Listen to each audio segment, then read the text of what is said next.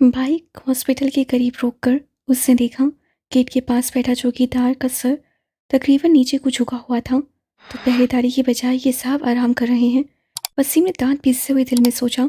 उसने बाइक को एक साइड पे खड़ा किया और उतरा, क्योंकि गेट की चाबी उनके पास थी और उनको जगाकर ही वो अंदर दाखिल हो सकता था। पता नहीं किस उल्लू ने इस स्लूपिंग ब्यूटी को रखवाली के लिए रख लिया। चाचा, ओ चाचा उठो। आवाज़ देने के बावजूद भी चाचा नहीं उठे। चेहरे पर झुंझलाहट के आसार लिए वो आगे बढ़ा। इस वक्त लाहौर की सड़कों में सर्दी के बायस गहरी धुंध छाई हुई थी और रात के 1 बजे तो अजीब सी जामे खामोशी ने आसपास के माहौल को और खौफनाक बना दिया था। मगर वसीम बच्चा थोड़ी था जो इस पुरसरार हुनक से भरे माहौल से घबरा उठता। और इस वक्त जल्द अज जल्द अपनी बाइक अंदर करके रूम में जाना चाहता था। बोन फायर के हंगामे के साथ सुबह की मसरूफियत ने उससे बेहद थका दिया था। ऊपर से उसका दोस्त वासिफ भी इस बार उसके साथ नहीं था। आज उसकी तबीयत भी कुछ ठीक नहीं थी।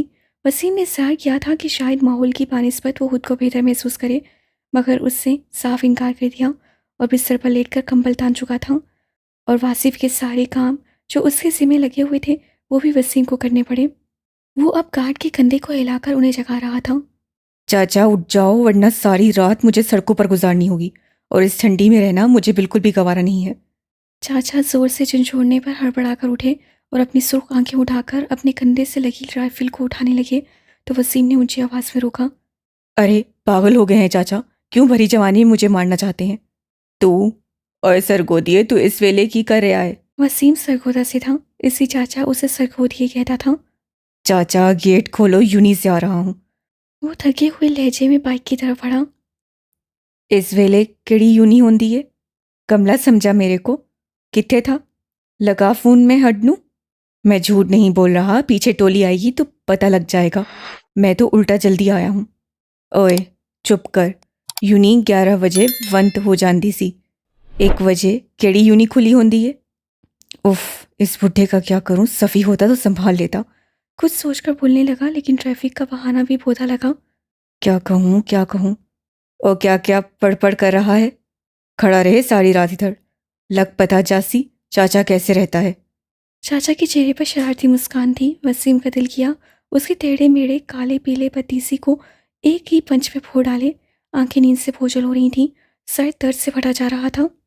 कुछ सोचकर उसने पॉकेट से 1000 का नोट निकाला और मुट्ठी बंद उनकी तरफ बढ़ाया। ये लो, अब ठीक? चाचा ने 1000 का नोट देखा, मगर नफ़ी में साए लाने लगे। क्यों, 1000 से दिल भर गया? दांत पीसते हुए उसने नोट को मुट्ठी में जोर से दबाया। आंखें मजीद सुर्ख और कनपटी की रगें तन गईं। अगर चाचा ने 2000 लेने के बावजूद भी गेट नहीं खोला तो उस गेट से वो उनका सर फाड़ देगा। वो वॉलेट से 2000 का नोट निकालने लगा जब चाचा ने उसे रोका।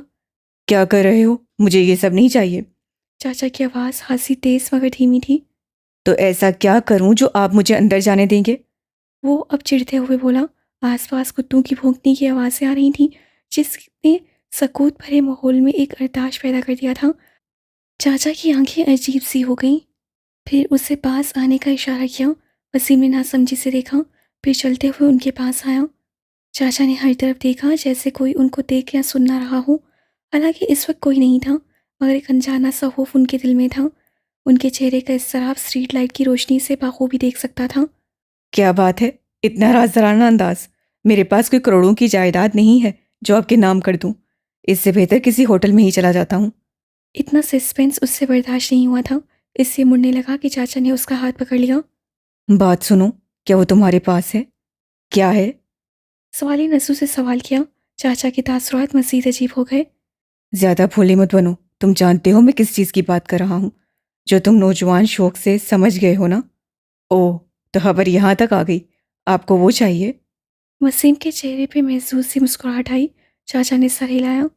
इतनी महंगी शय भला क्यों दें आपको? थोड़ा सा देने में क्या हर्ज है? उसके बदले जाने भी दूंगा और हिट को भी नहीं बताऊंगा। चाचा लेन देन करना चाह रहा था, मगर उसके बदले जो वो चाह रहा था वो गिरा के साथ पुरखबर भी थी। वसीम ने पुरसोच नजर से उन्हें देखा। सोच लें, अगर पकड़े गए तो नाम मेरा नहीं आना चाहिए। लहजे में रजामंदी थी, क्योंकि अब आंखों के साथ साथ सर भी बोझल हो रहा था। चाचा के चेहरे पर चमक आ गई। इसकी तुम फिक्र मत करो मियाँ। एक बार मेरे को दे दो, उसके बाद तुम कौन ते मैं कौन। चाचा की कमीनगी पर वो हंसे बगैर नहीं रह सका था। अपनी जैकेट की जेब से एक छोटा सा नीले रंग का पैकेट पकड़ाया। ये लो चाचा, तुम भी क्या याद करोगे, सबसे महंगा पीस दिया है, 2 दिन तो प्लेन के बगैर हवाओं में होगे। उससे कंधा थपथपाकर मुड़ा और बाइक पे बैठा कि अब चाचा खुशी से अपनी पॉकेट में रखकर उठ रहा था उसके लिए गेट खोलने। कॉरिडोर को पार करता वो इर्द गिर्द देखने लगा, कहीं हेड ना उठकर उसके सामने आ जाए। फिलहाल वो मजीद किसी से बात करने की हिम्मत नहीं रखता था, इससे जल्द अज जल्द सीढ़ियाँ फलंगता हुआ कमरे की तरफ पहुंचा। उफ, आज तो बहुत ज़्यादा थक गया, 11 बजे से पहले नहीं उठूंगा। और सफ़ी बेशक भूंगता रहे, मुझे आज उसने बहुत तड़पाया। उससे हम कलाम हुए, उससे चाबी से दरवाज़ा खोला और कमरे में दाखिल हुआ तो कमरे में खूब अंधेरा छाया हुआ था, उसे कुछ नजर नहीं आ रहा था। अबे यार, क्या बकवास है। उसे तेजी से कहते हुए फ़ोन अपनी जैकेट से निकाला और टॉर्च की रोशनी से स्विच को तलाश करना चाहा, मगर उसका पैर किसी चीज़ से टकराया और वो ज़ोर से गिरा। उसके मुंह से अंग्रेज़ी गाली निकली। फिर उसे महसूस हुआ कि वो उसके सीने के नीचे किसी का बाजू दबका हुआ है। वसीम के अंदर सनसनी दौड़ी थी। वासिफ, ओए वासिफ। हाथ मारकर जल्दी से फ़ोन ढूंढा और उठा। उससे हाथ से झुककर तस्दीक करना चाही। जब छुआ तो उसे 440 वॉट का करंट लगा। ये वाकई बाजू ही था। ओए सफ़ी, सफ़ी। उसने उसका बाजू पकड़कर झंझोड़ा। उसे उसके बाजू ठंडे महसूस हुए। जल्दी से फ़ोन की टॉर्च उसकी तरफ की तो झटके से स्विच की तरफ बढ़ा और उसे खोलकर पूरा कमरा रोशनी से भर गया। फिर वो एकदम साकित हो गया। उसे लगा वो जैसे हिल नहीं पाएगा। आसिफ मुंह के बल गिरा पड़ा था और कारपेट पर खून देखकर वो जहाँ था वहीं खड़ा रह गया। फिर उसके दिलहराश चीख पूरे हॉस्टल की दरो दीवार को हिला चुकी थी। वो 5 साला बच्ची अपने मामू का हाथ थामे खड़ी दूर से ट्रॉली लेकर चलते हुए अपने माँ बाप को जाता हुआ देख रही थी। उसकी अम्मी अब्बू 40 दिनों के लिए उसे मामू और नानी के घर छोड़कर हज के लिए रवाना हो रहे थे। उनका खुद भी दिल रमशा की तरह हादसा भोजल था। इकलौती बेटी को एक लम्हा भी खुद से दूर नहीं किया था। अब 40 दिन की दूरी कैसे बर्दाश्त होगी। बहरहाल मामू और नानी ने उन्हें मुतमिन कर लिया था कि वो उसकी अपनी जान से भी ज़्यादा ख्याल रखेंगे। मगर अम्मी को ना जाने क्यों कुछ ठीक नहीं लग रहा था, जैसे कुछ होने वाला था, कुछ बुरा जो दुनिया ही पलट के रख देगा। वो बार बार अपनी बेटी को चूमते हुए उससे लिपटा रही थी और हानी बार बार हंसकर उन्हें तसल्ली दे रहा था। बिलाहिर हानी और नानी की बातों से वो थोड़ी बहुत मुतमीन हुई और हानी के साथ साथ रमशा को भी ढेर सारी हिदायत करके चली पड़ी थी। गर्मियों के मौसम, ऊपर से लाहौर की गर्मी ने तो मज़ीद हशर कर दिया। अब से हानी के चेहरे पे पसीना आ गया था तो झुककर उससे मिशी का हाथ पकड़ा था, जिसका चेहरा भी गर्मी के बाद समदमा उठा था। जब वो नसों से ओझल हो गए तो मिशी ने सर उठाकर यूनिफॉर्म में मलबूस अपने मामू को देखा, जो गहरी मुस्कुराहट से झुके उससे बोले, गुड गर्ल, मुझे तो लगा था जैसे ही मामा पापा ने गायब होना है था, मिशी गुड़िया ने तो रोने के लिए इस्तकबाल करना था। नानू ने मामू को घूरा, फिर तंबी लहजे में मामू को टोका। हानी, क्या करते हो? वो कुछ कहने लगा जब रिमशा अपने मासूम कोयल जैसी आवाज़ से बोली, अम्मी ने मना किया था, वो कह रही थी वो ढेर सारी चीज़ें लाएंगी। वो अल्लाह ताला के घर जा रही है ना, और अगर मैं रोऊंगी तो अम्मी अब्बू के साथ अल्लाह ताला को भी बुरा लगेगा, और जब उनको बुरा लगेगा तो मुझे अच्छा नहीं लगेगा। अल्लाह ताला को नाराज़ करना बुरी बात है ना। इस छोटी के लबों से इतनी समझदारी की बात सुनने की किसी को तवक्का नहीं थी। कल जो उनकी दूरी पर माँ बाप से लिपट कर इतना रो रही थी, आज इतने सब्र से खामोशी से उन्हें अलविदा किया और अब उसकी बातें हैरान कर रही थी। हानी, ये मिशी है ना, ये इतनी जल्दी बड़ी कब से हो गई? हानी माँ की बात सुनकर हंस पड़ा और उसे उठाकर गालों पे प्यार करता हुआ बोला, मेरी भांजी है, मुझ पर ही जाएगी क्यों मिशी? उससे घनी पलकों ने बार बार पलक झपक कर एक अजीब सा रक्स किया था। उसका चेहरा गर्मी से मजीद पसीने से तर और लाल हो गया था। वो कुछ बोली नहीं, बस टुकर टुकर सबको देखते सा हिलाने लगी। चलो भाई, तुम दोनों का रंग कितना लाल हो गया है, और आज तो गर्मी ही कुछ ज़्यादा है। नानो बड़बड़ाते हुए अपने दुपट्टे को मजीद आगे करने लगी ताकि वो अपने चेहरे को धूप से बचा सके। दूसरी तरफ हुदाद उनके पीछे चलते हुए मिशी से बात कर रहा था। पार्किंग समेत चलते हुए अचानक हुदाद का फ़ोन बजा था। मिशी को एक बाजू से पकड़े हुए उसे दूसरे हाथों से अपने जेब से मोबाइल निकाला। देखा तो चेहरे पर लातेदार शिकन आ गए। 1 मिनट के लिए रुककर नंबर को देखने लगा। जब उससे फ़ोन नहीं उठाया तो मिशी ने उसे देखते हुए बोल उठी, मामू फ़ोन क्यों नहीं उठा रहे। हदाद ने सर उठाकर उसको देखा, फिर सर झटक कर फ़ोन बंद करके जेब में रखा और मुस्कुराया। जब उससे अपना सवाल दोहराया, वो उसका गालों को चुटकी लेते हुए बोला, मिशी डियर, कोई नहीं, अभी देर हो रही है ना। देखो नानो तो गाड़ी के पास पहुंच गई। दोबारा इधर उधर देखकर अपनी कार की तरफ बढ़ा। अम्मी तो तेजी से चलने के बायस गाड़ी के करीब खड़ी उसके आने का इंतजार कर रही थी, क्योंकि गाड़ी की चाबी हानि के पास थी। खड़े क्यों हो गए थे? चलो अब दोनों। अपनी हालत खराब कर लेने के बाद मेरे पीछे ही पड़ोगे? वो मुस्कुराया और फिर मिशी के लिए पिछला दरवाज़ा खोलकर उसे बिठाया और दरवाज़ा बंद किया। दोबारा फ़ोन की घंटी बजी। अब हदाद के तासुरात एक बार फिर वही हो गए। गुस्से और गरमाइश से उसका चेहरा लहू से मुहाशाबत रखने लगा। तेज़ी से फ़ोन को निकालकर एक बार फिर डिस्कनेक्ट करते हुए वो अपनी सीट की तरफ बढ़ा और बैठा। अम्मी जो फ्रंट सीट पर बैठी मुड़कर मिशी के सवालों का जवाब दे रही थी, उसे देखा तो चौंकी। हानि, हदाद गाड़ी स्टार्ट कर चुका था और अब बैक मिरर से देखते हुए आयशा से बड़बड़ाया। जी अम्मी। उसके चेहरे के अजीब उतार चढ़ाव ने उन्हें अचंभे में डाल दिया। क्या हुआ? कोई बात हुई? अभी तो होशबाज थे, अचानक ऐसे? वो माँ थी और भला की नज़र शनास। वो अपने बच्चों के दिल की हाल और कैफियत को बड़े आराम से जान लेती थी। और हदाद तो उनका लाडला और सबसे छोटा बेटा था। उसके माथे पे हल्की सी भी शिकन आ जाती तो भी उनकी तवज्जो में आ जाता और उसकी परेशानी से वाकिफ हो जाती। और अब तो वो खामोशी के साथ साथ बेचैन भी दिखाई दे रहा था। वो अम्मी को फिलहाल परेशान नहीं करना चाहता था, इसलिए मुस्कुराकर उन्हें तसल्ली देते हुए बोला, कुछ नहीं अम्मी, बस वो केस के मुतालिक सोच रहा था। आप लोगों को घर छोड़ना है ना? गाड़ी को रिवर्स करते हुए वो मुस्कुराते हुए बोला, मगर उसकी मुस्कुराहट चेहरे से मैल नहीं खा रही थी। अम्मी ने उसे गौर से देखा, फिर गहरा सांस लेते हुए समझ गई कि वो अभी अपनी परेशानी के मुतालिक नहीं बताएगा और ना ही वो अभी उसे इस बारे में बात करना चाहेगा। मिशी गुड़िया, शाम को मैं आऊँगा, फिर आपको बाहर लेकर जाऊँगा, ठीक है? रिमशा जो शीशे के ऊपर शेड लगे हुए शीशे के साइड पे हल्की सी स्पेस से बाहर का नज़ारा देखने की कोशिश कर रही थी, मामू की बात पे मुड़ी। उससे कुछ कहा नहीं, बस सर हिलाकर फिर दोबारा शीशे की तरफ मुतवज्जो हो गई। एसी की ठंडक भी उसके अंदर भड़कती हुई आग को कम नहीं कर रही थी। फिर आखिर अम्मी ने टॉपिक बदलकर उससे इधर उधर की बातें करने लगी और वो खामोशी से उनको सुन रहा था। अचानक उनके ज़हन में एक बात याद आई। वो एयरपोर्ट से बाहर निकलकर सड़कों की हदूद में आ गए थे, जहाँ सुबह सुबह ट्रैफिक ने उनका इस्तकबाल किया था। ओ डैम, इस रास्ते से नहीं जाना था वरना लेट हो जाएगा। वो खुद से बड़बड़ाते हुए स्टीयरिंग व्हील पे अपनी गिरफ्त मजबूत कर चुका था। हाँ, मैं भी यही सोच रही थी। ऐसे तो तुम अपनी मीटिंग के लिए लेट ना हो जाओ। अम्मी को भी उसकी फिक्र पड़ गई। कोई नहीं, कुछ कर लेंगे। खैर, आप कुछ कह रही थी? उससे मुड़कर फिर साइड मिरर से पीछे कोई रास्ता तलाश करना चाहा, मगर अतराफ में गाड़ियों की लंबी लेन ने ये सोच नामुमकिन बना दी। हाँ, शाम को आओगे तब बताऊंगी। अभी तो इस ट्रैफिक की परेशानी से निकले। अम्मी, परेशान ना हूँ, अभी घंटा है, आप बताएं। उन्हें तसल्ली देते हुए नॉर्मल लहजे में बोला। अब उसकी कैफियत में शराब कुछ हद तक कम हो चुका था। आज मुझे मिसेस दुरानी से मिलने जाना है।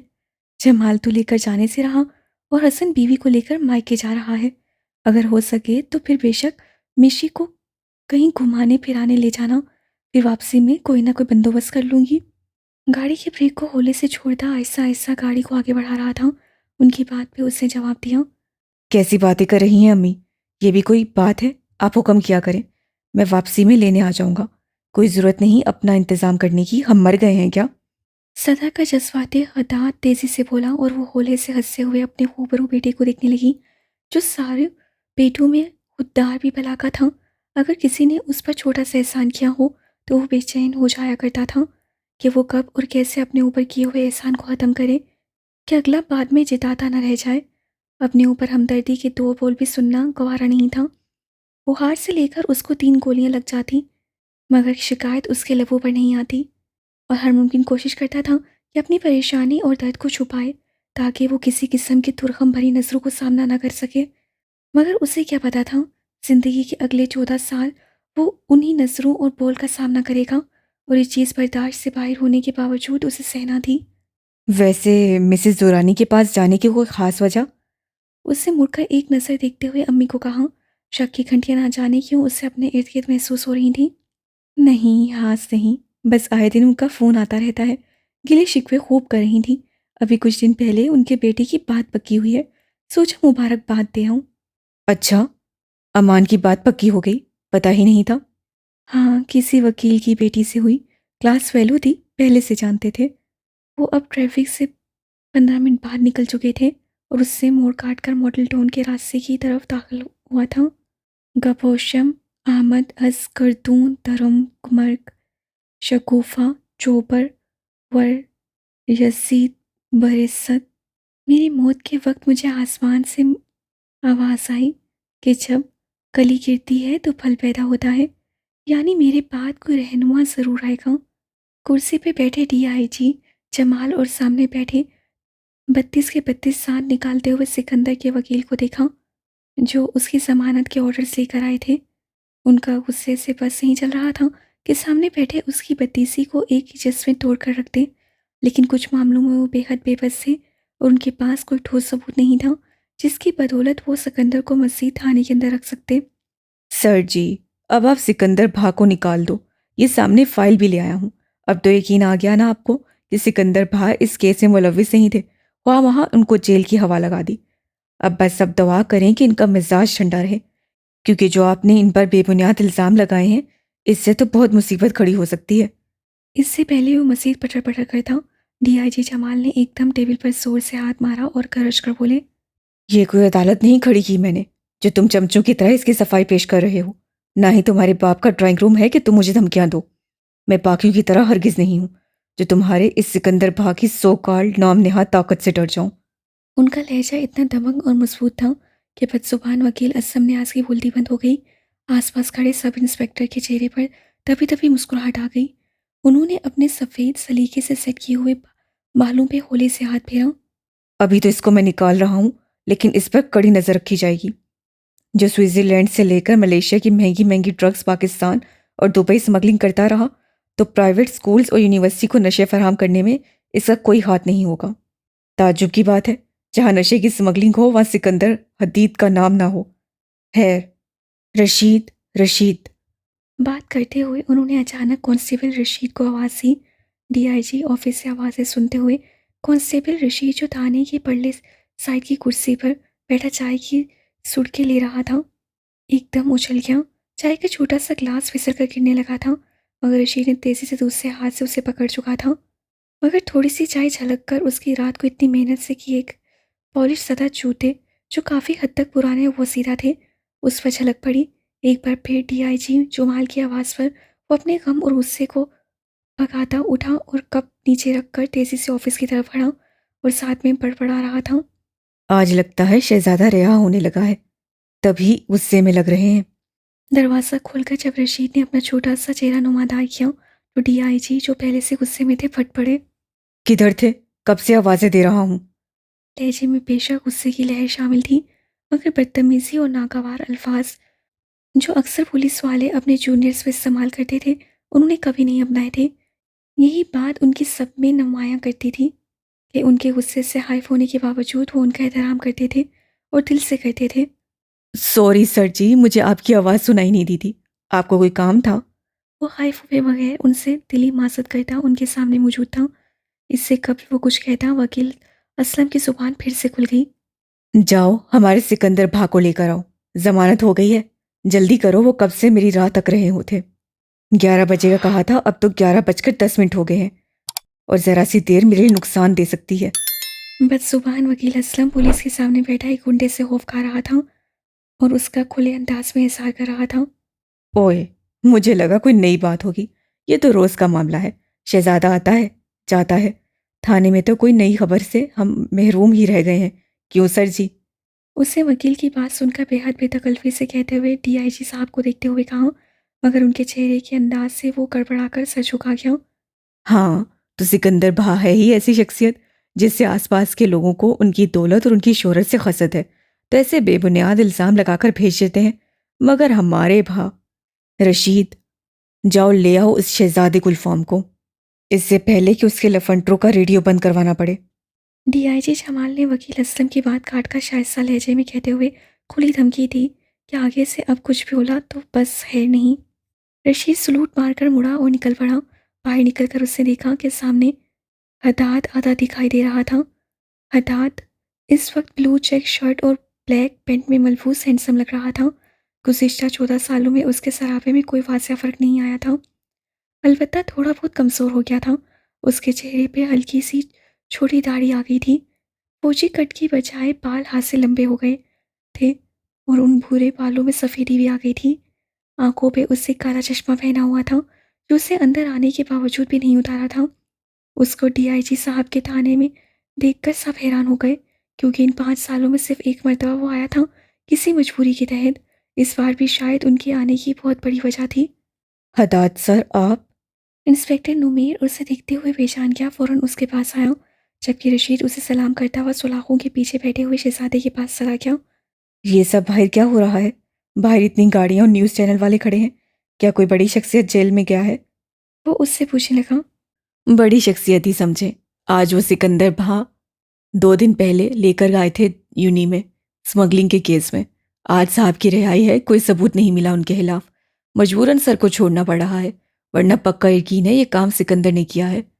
वो सारी तफसील बता रहा था और वो उसे गौर से सुनने के बाद बोला। ओह, वैसे ऑफिस में भैया के साथ कोई और भी है? आप जाइए सर, हाल ही उसका वकील बैठा हुआ है। जब तक सिकंदर नहीं आ जाता वो नहीं जाएगा। उसकी बात पर हानि ने अपने बालों पर हाथ फेरा और गंभीर लहजे में कहने लगा। नहीं, ठीक है, मैं जब तक इधर ही बैठ जाता हूँ, तब तक भैया आप अपना काम कर लेंगे। आप बैठें फिर। नमीन ने उससे अपने डेस्क के साथ पड़ी 2 कुर्सियों की तरफ इशारा किया और वो आराम से चलता हुआ कुर्सी की सीट कर बैठ गया। सर, आप क्या लेंगे? जाहिर है डीआईजी का छोटा भाई आया था, प्रोटोकॉल तो बनता था। No thank you. उसने नरमी से कहकर मना कर दिया और हाथों की उंगलियों को आपस में पेविस किए एतराफ़ का जायज़ा लेने लगा। दूसरी तरफ कांस्टेबल राशिद इर्द-गिर्द की सलाखों के पीछे खड़े हर कैदी की मुख्तलिफ आवाज़ें बकवास को नज़रअंदाज करता हुआ जा रहा था। एक शहजादा निकल जाता है हर दूसरे दिन। सारा खेल पैसे का है। हमारे पास पैसा नहीं है तो ईमानदारी का ढोंग रचाया जाता है, और वो भा साहब 5 नोट मुंह पे मारकर निकल जाते हैं। ये तल्ख आवाज़ बाईं जानिब से आती शाहिद उर्फ शीदे की थी, जो साल कबल बहन के कत्ल के जुर्म में आया था। देखने में इंतहाई शरीफ और खामोश भी शख्स था। लगता ही नहीं था उससे अपनी सगी बहन का कत्ल किया होगा, मगर देखने से क्या होता, शैतान भी अपने कई रूप लेता है और उनके एक रूप में से ये था। शुरू में वो सबकी तंज़िया गुफ्तगू बकवास चुप करके सुनता था, मगर आहिस्ता आहिस्ता उसकी ज़ुबान भी खुलने लगी थी और उसकी ज़ुबान सिकंदर की आमद से खुलना शुरू हो गई थी। उसकी इस सल्ख बात पर दाईं जानिब बैठा नदीम ज़मीन पर बैठा कटोरे में पानी पीता बेढंगे अंदाज में कहका लगाने लगा। फिर कटोरे को रखकर अपने हाथों की पूंछ से मुंह साफ करता हुआ बोला। वो तो बड़ा नेक काम करता है। बंदू को क्या, बच्चों तक को बिना हवाई जहाज के सैर करा लेता है। और क्या कहते हैं अंग्रेजी में, फ्लाइंग हाई। और तूने तो बहन को जहन्नुम तक पहुंचा दिया। बेचारी से अगर छोटा सा गुनाह हो गया था तो क्या हुआ? तू भी तो ऐसे काम। इससे पहले वो बात मज़ीद जारी रखते, शीधे बिफरा हुआ उठा और सुलाख को पकड़े उससे गालियां बकने लगा। नदीम शुरू में भी ऐसी बकवास करता, लेकिन अब इतना तेज उसे कभी नहीं आया था जितना आज आ रहा था। शायद सिकंदर की रिहाई उसे गुस्से का बायस थी और वो उसकी बजाय सिकंदर को गालियां दे रहा था। उसके शोर से एसपी हन्नान, जो अभी स्टेशन की इस तरफ आया था, उसी गालियों की आवाज़ सुनकर कराहत आवाज़ से उसे खामोश करवाया।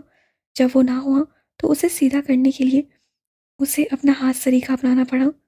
सबसे आखिर वाले में वो शहजादा बिस्तर पर बैठा एक टांग को दूसरी टांग में रखे दोनों हाथों को सर के नीचे रखे अपनी दुनिया में खोया हुआ था।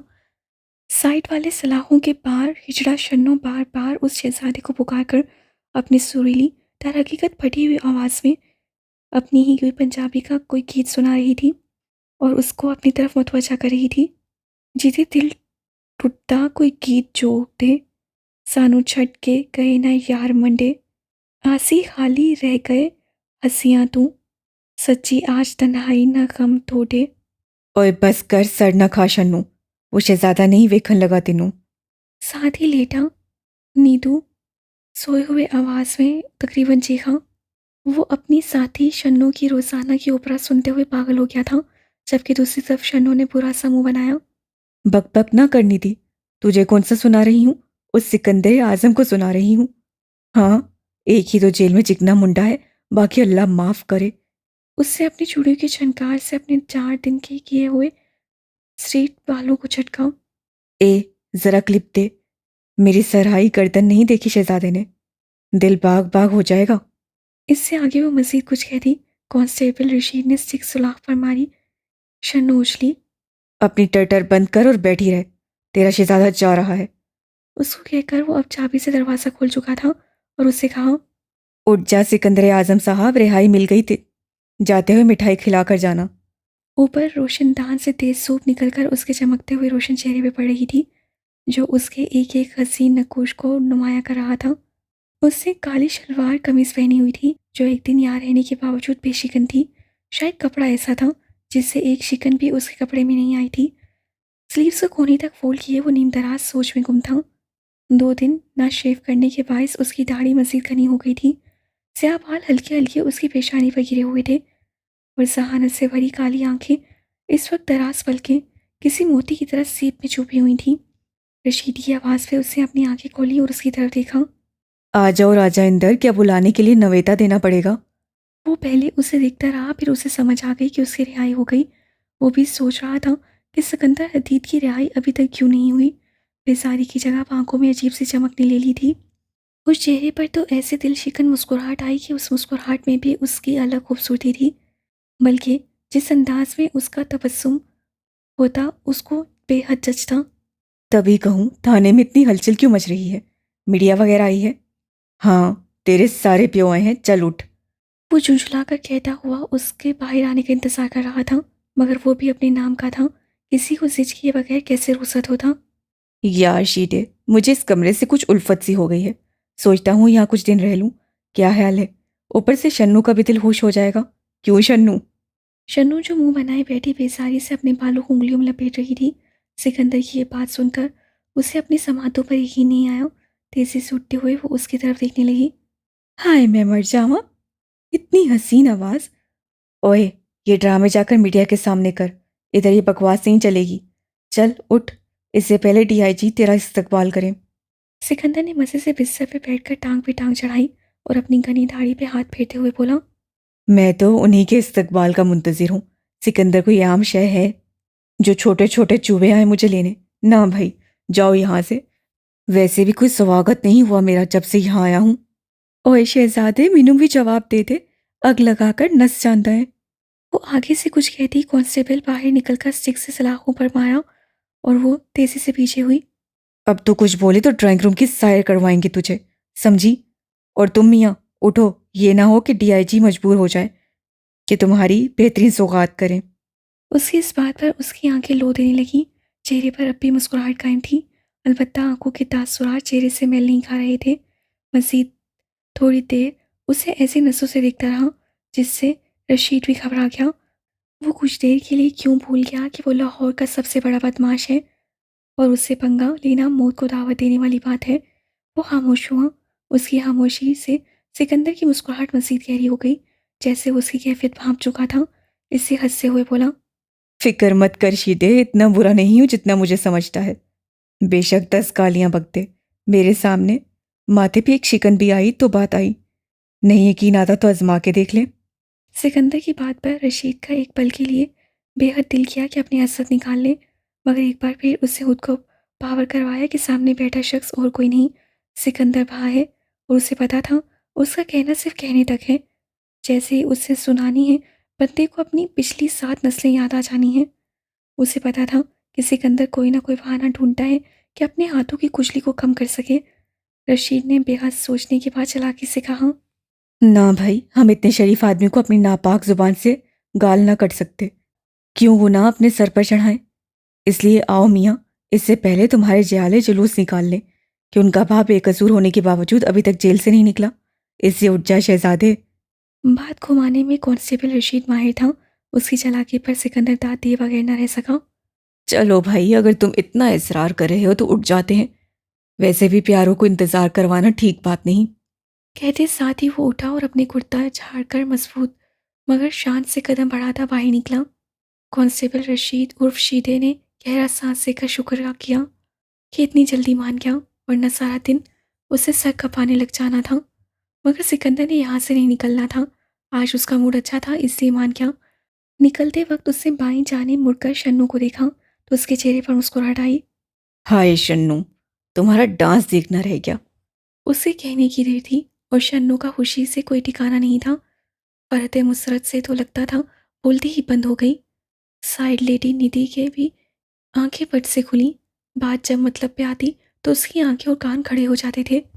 खैर कोई नहीं, जब कभी यहाँ से निकले मेरे गधा जरूर आई, एक पार्टी रखूंगा। निशीते, कहीं क्यामत ते नहीं आ गई? ए शहजादा ही है ना? शन्नू की तो आंखें बड़ी ही बड़ी रह गईं। उससे साथ खड़े शीटे से पूछा।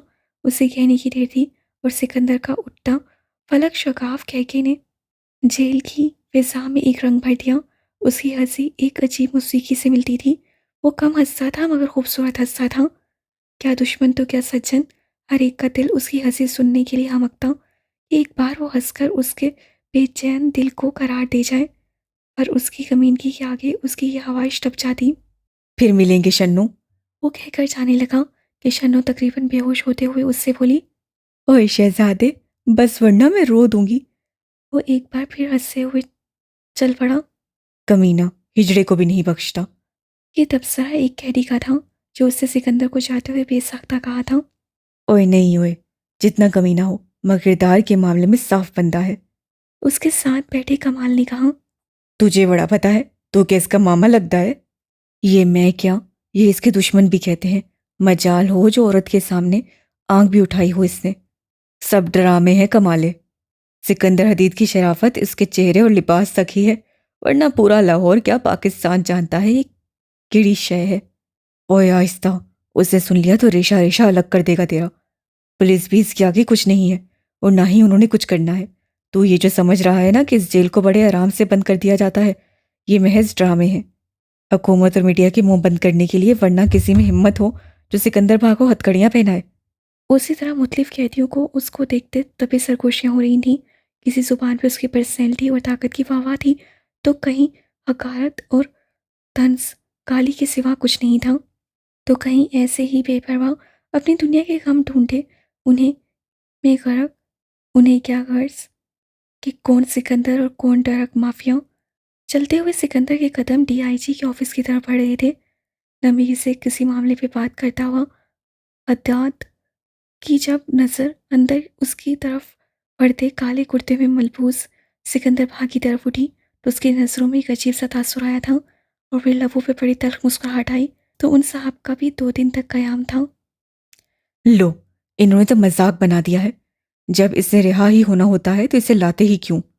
मैं तो तंग आ गया हूं हदाद। पता नहीं ऐसे बदमाशों को कब हत्मा होगा। उसके अंदर दाखिल होने के बाद नमीर ने बेसारी से कहा। अदाद ने काले चश्मे को अभी तक पहना हुआ था। उससे अपनी फिसलती हुई ग्लास को उंगली से पीछे किया और गहरा का सांस लेते हुए धीमी मगर तल्खी से गोया हुआ। इनका खात्मा तब होगा जब हमारी अवाम और पुलिस इनसे डरना छोड़ेगी। इनमें और हमारे में कोई फर्क नहीं, बस एक दीवार हायल है जिसे डर और पैसे का नाम कहा जाता है। वो हट जाए तो क्या ये बात, तो क्या ये शाह। उसके 4 जुमले बहुत गहरी बात थी और उससे ये गहरी बात गुज़िश्ता 14 सालों से सीखी थी और समझी थी, मगर अमल करने में बहुत देर हो गई थी। आपके भाई बहुत कोशिश करते हैं मगर इसके हाथ इतने हैं कि सर भी आखिर में बेबस हो जाते हैं, और ये तो सबूत ऐसे मिटाता है जैसे कोई रबड़ से खुर्फ मिटा देता है। बहुत शातिर है ये शख्स। हदाद ने अपनी उंगली से घड़ी पर दायरा बनाया और एक तरफ बाहर के शोर को सुनने लगा जिसमें बहुत से लोग एक साथ बांध बांध की बोलियां बोल रहे थे। मीडिया का अलग शोर था और उन दर्जनों लोगों की जुबान पर एक ही मौजू था, सिकंदर हदीद की रिहाई। उनके शोर से हदाद के बाईं कनपट्टी पे टेस उठ रही थी, मगर उस चीज़ को नज़रअंदाज करता हुआ बोला। वो शातिर नहीं, हम बेवकूफ़ हैं। वो बस हमारी बेवकूफ़ी का नाजायज़ फ़ायदा उठा रहा है, इससे चालाक जाहिर हो रहा है। और रही बात भैया की, तो कोशिश की तो हाँ सही कहा, उन्होंने कोशिश की मगर इस काम को लगन से नहीं किया। और यही फ़र्क है कोशिश और लगन में। कोशिश कुछ करने की एक बेहद बुरा सा लफ्ज़ है जिसे बोलते ही कमज़ोरी जाहिर होती है, मगर लगन उस लफ्ज़ को एक अजीब सी ताकत है और ये काम दिल से करवाता है। और जो काम दिल करवाने लग जाए तो उसे दुनिया की कोई ताकत नहीं रोक सकता। उसकी फ़लसफ़ी बात से नूमिर मुतासिर हुए बगैर ना रह सका था। आप बहुत अच्छी बात करते हैं, मैं सिर्फ सच ही कहता हूँ, समझने वालों को अच्छी लग जाती है। उसके तारीफी जुमले पर वो सपाट लहजे में बोला। अचानक उसका फ़ोन बज उठा। दूरानिया का नाम पढ़कर उसे उठाया और फ़ोन कान से लगाया। हेलो आनिया। अस्सलाम वालेकुम चाचू, आपकी पापा से क्या बात हो गई? उसने जैसे फ़ोन उठाया झट दुरानिया ने उससे इस्तफसार किया। हनी ने अपनी दाएं हाथ की उंगलियों से अपने नाक की नोक को हल्का सा दबाया, फिर खोया हुआ। आनिया, अभी आपके पापा मसरूफ़ हैं। मैं बाहर उनके इंतज़ार में बैठा हूँ। जैसे ही फारिग होते हैं तो बात करता हूँ, ठीक है? चाचू प्लीज़ उन्हें मना के रहिएगा, मैं मिशी के बगैर बिल्कुल भी शादी नहीं करूँगी।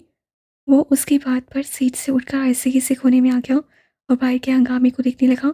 उनको देखते हुए तासुब से साह हिलाते हुए दुरानिया से कहने लगा, देखो दुरानिया, मेरी भरपूर कोशिश है, मगर ये सब मेरे और भैया के इख्तियार में तो नहीं है ना। रो भाई को मनाना है, और तुम जानती हो वो मिशी के लिए बहुत ओवर प्रोटेक्टिव है, और इस मामले में ज़िद्दी भी। तुम्हें भैया ने भी समझाया था ना कि उनके बस में कुछ नहीं है। और दूसरा ये भी तो सोचो, हमारी जो थोड़ी बहुत मुलाकात या फ़ोन कॉल्स अपनी बहन से होती हैं वो भी बंद हो जाएंगी।